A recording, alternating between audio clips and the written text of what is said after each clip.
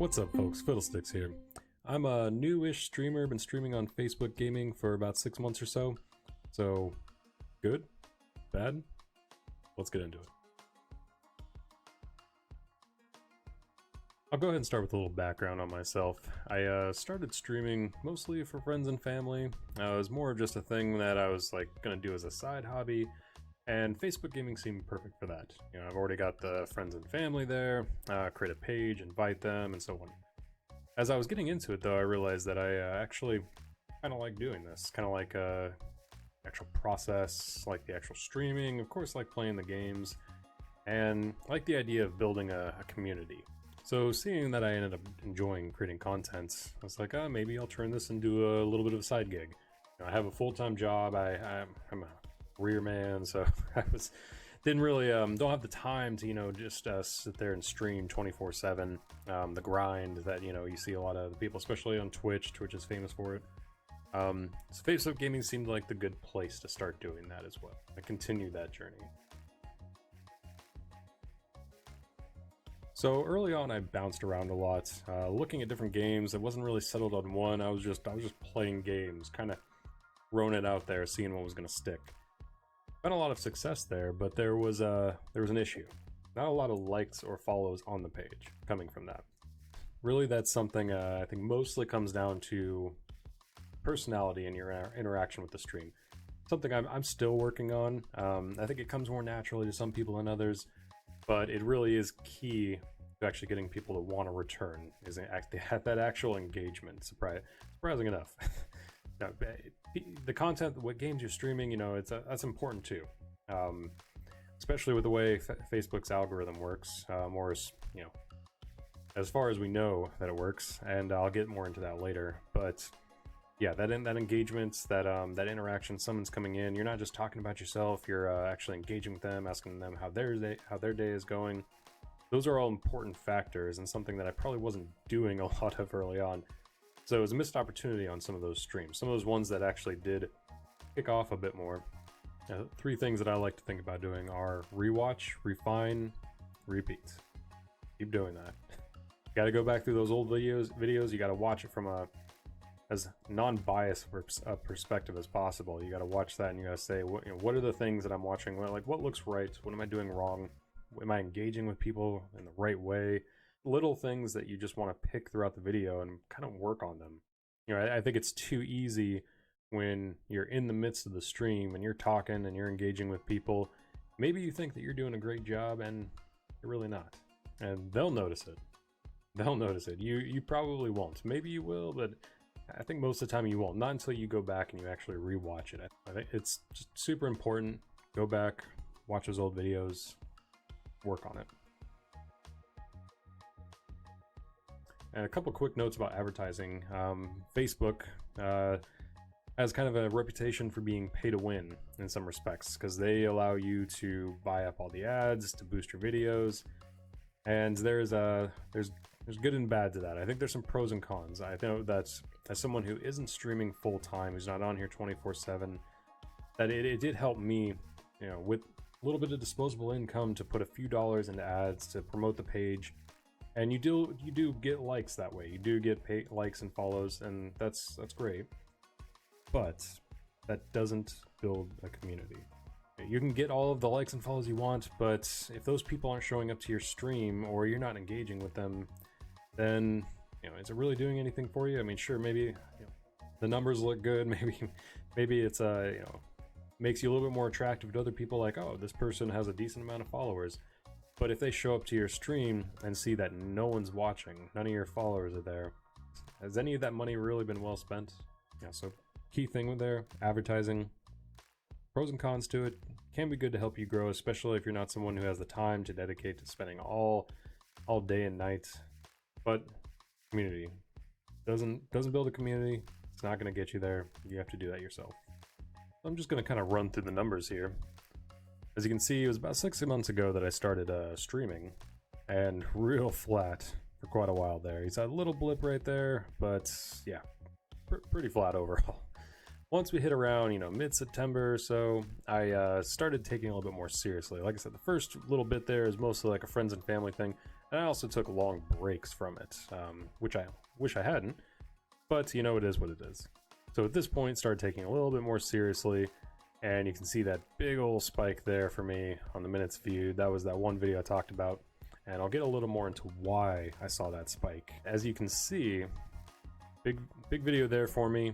Times changed. That was the one I started playing World of Warcraft for about half an hour, and then I switched over to Call of Duty. And see, that video was about 2.5 hours. Now, why did that video do well? I think there are a couple reasons there. One, mostly streaming Call of Duty. And at the time, Modern Warfare was still really big. We were still a ways out from Black Ops releasing, and you know, even though Black Ops hasn't done quite as well as I think most thought it would, it's still, you know, it's splitting the viewership. It's splitting the streamers. It's, you know, Call of Duty was big at the time. But the big thing, you know, I've played Call of Duty a decent amount, never gotten that many views. The big thing was the amount of time streamed and the time of day that I was streaming. So if you see there that my average video is anywhere from an hour to probably an hour and a half, sometimes a little bit less. That stream was 2.5 hours on a Saturday at 11 a.m., starting around 11 a.m. my time, 11:30 actually. So I hit it on a Saturday during what appears to be a peak viewer hour, but I also was the length of the stream. Now, from what I understand, Facebook will start sending out your notification or rolling out notifications that, hey, you are live in batches. And the longer that you're streaming, the more those batches get out. So if you're only streaming for half an hour, then you're really not getting a whole lot of viewership. If you're streaming for 2 hours, 3 hours, 4 hours plus, then at some point I imagine there's diminishing returns there, but you're hitting more buckets, you're getting more notifications out, and more people are going to realize that you are live. And a consequence of that is you're going to be showing up in more people's feeds. More people are going to just check it out. Maybe it's just a short 3-second view. Some people are going to stick around and want to view a bit longer. Another thing to notice here, though, are the games that are doing well for me. As you can see here, I've been playing Baldur's Gate. But looking at my top 5 videos, that 3 of them are for Baldur's Gate, and one of them is my second most viewed video. Now this comes back to what we're going to talk about with the Facebook algorithm. Facebook seems to punish pretty heavily variety streaming. They want you to be spending a lot of time, 2-3+ hours, and they want you to be streaming that single game, and they want you to get a lot of time spent streaming that single game. So then their algorithm can pick it up and start distributing you out to people's news feeds that are interested in that game.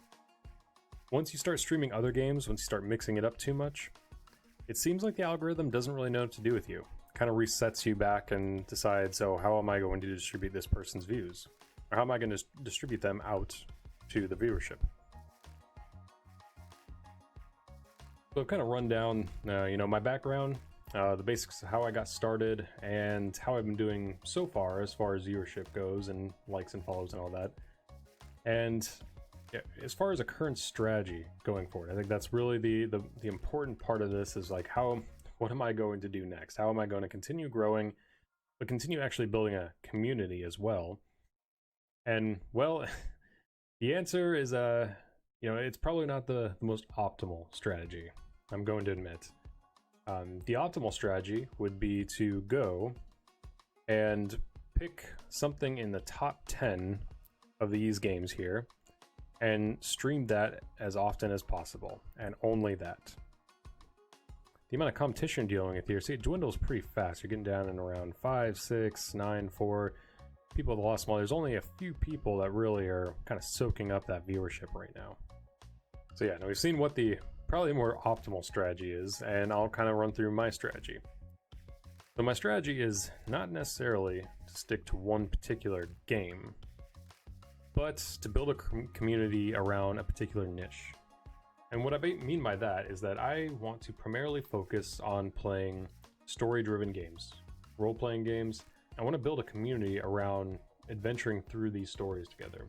Obviously, that doesn't work great long-term with the Facebook algorithm as it is currently. You know, you play an RPG and you might be in there for, you know, a few weeks, few months, depending on how long the game is, but eventually you're going to switch. Facebook doesn't like that. So right now I'm playing through Baldur's Gate 3, And that's early access, not the whole game is there. I'm going to be wrapping that up pretty soon, and I'm going to have to switch games. Luckily, there are some great RPGs coming up, but I know that it's probably going to screw with the algorithm a little bit when I switch. So the key there, for me, is that I'm building a community around the idea of playing these types of games and experiencing this type of content. Be able to go on this adventure together without necessarily worrying so much specifically about what the game is. You know, the game is important, don't get me wrong, but I think the type of content and experience you're delivering to your viewers is just as important, if not more important, particularly when you're not a huge streamer. But as long as you can build a community around the idea that, hey, we're not a community just for Warzone or just for Call of Duty. We're a community with this idea of the type of game that we're going to play. The second part of this is building a community outside of Facebook gaming. Obviously, there are a lot of places where people are currently doing this. You know, there's Twitter, Instagram, TikTok, and I'm sure there's other ones that are out there now that I just don't use. And YouTube. YouTube is huge. Until recently, what I was doing with YouTube was completely not the right approach at all.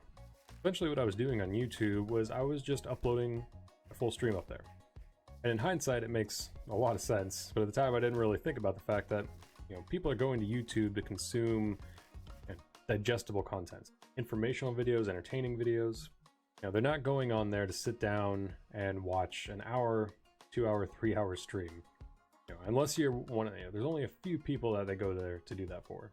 So my approach now, going forward, is that I'm going to be creating highlight videos, you know, commentary, videos like this, talking about streaming, things that I'm doing to try and tweak it, make it better, and, you know, following up on the success of that.